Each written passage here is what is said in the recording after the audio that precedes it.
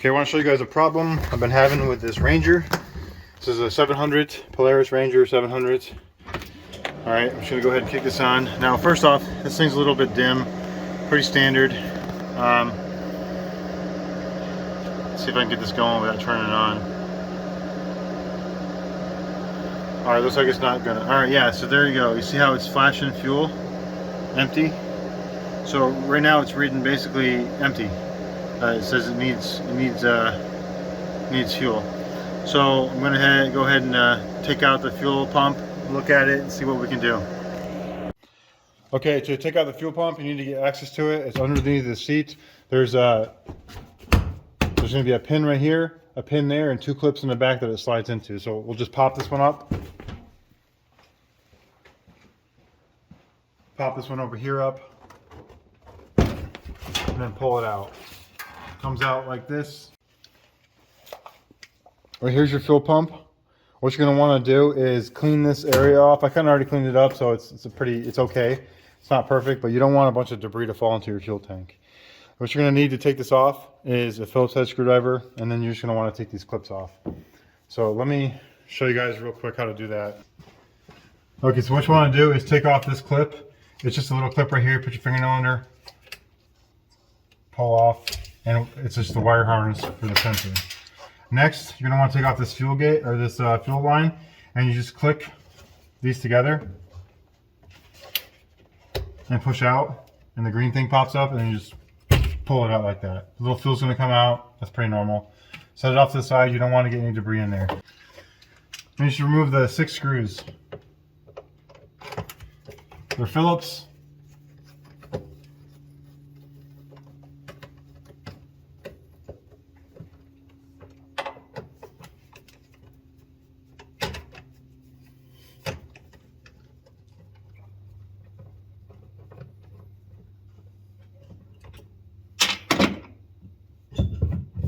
Just pulls out like this. Pull it out. It's going to come in at an angle like this. You're going to have this mesh bag that's kind of your fuel filter a little bit, and just let it drain out. And then pull it out, and then go put it on a nice clean work surface.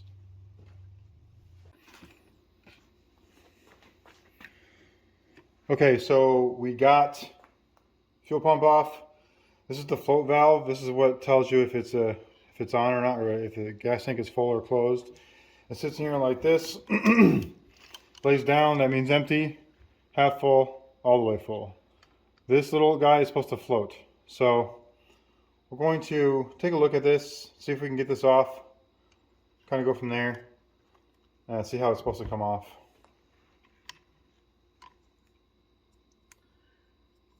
There's no way this is going to make a right turn and go down this way and come off that way. So it's supposed to come off this way. I've never taken this one off before, but it looks like it's just crimped down here and there's a washer over top of it.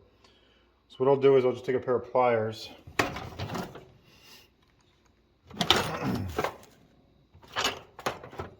course, I don't have any in here.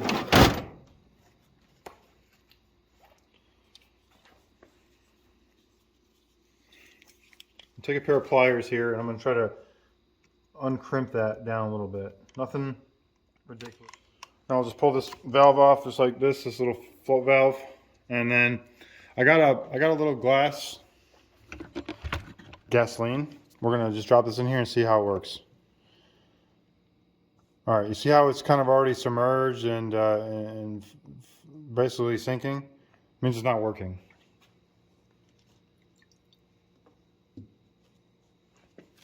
Okay, I went ahead and purchased a new one. I got this on Amazon. I'll put a link in the description just to show you guys. They're all pretty much the same for Polaris. We'll pop this one in there. You see how it's floating on top? Just came out of the bag. Floating on top, not being submerged. Nothing like that.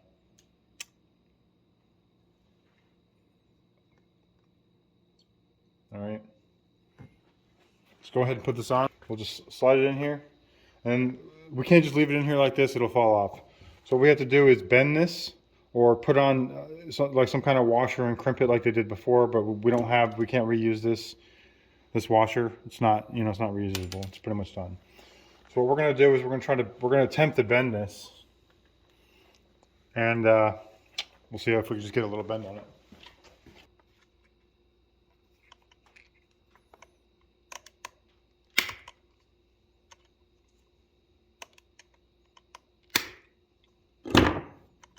I'm going to try it this way.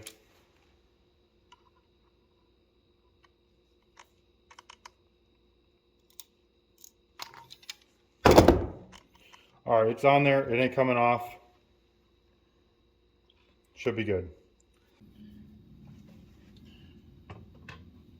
So just kind of put it back in the way you took it out. Might have to maneuver a little bit, but nothing ridiculous. And try to remember the position you had it in.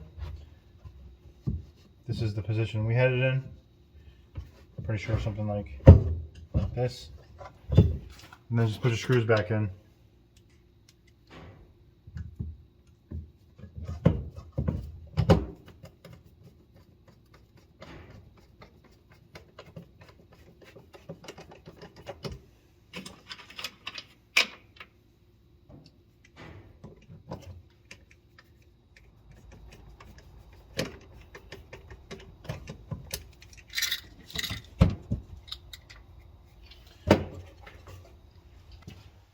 Okay, let me show you guys how to connect this.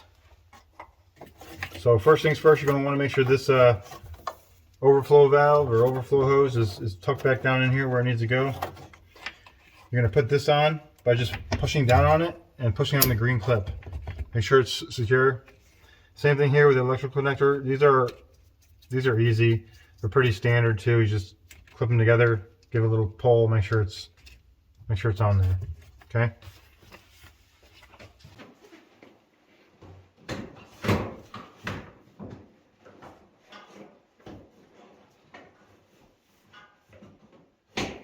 It just slides in there and then you just push it down and it's on there.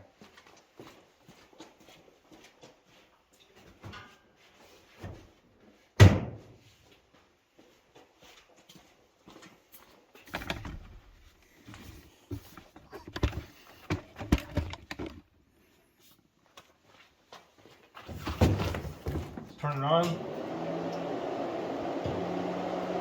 Hell yes.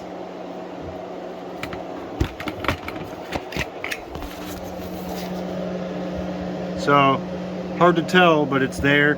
It's about, there we go, 1, 2, 3 out of 4 bars full. So, pretty easy fix. These are common. Those float valves, they get pretty saturated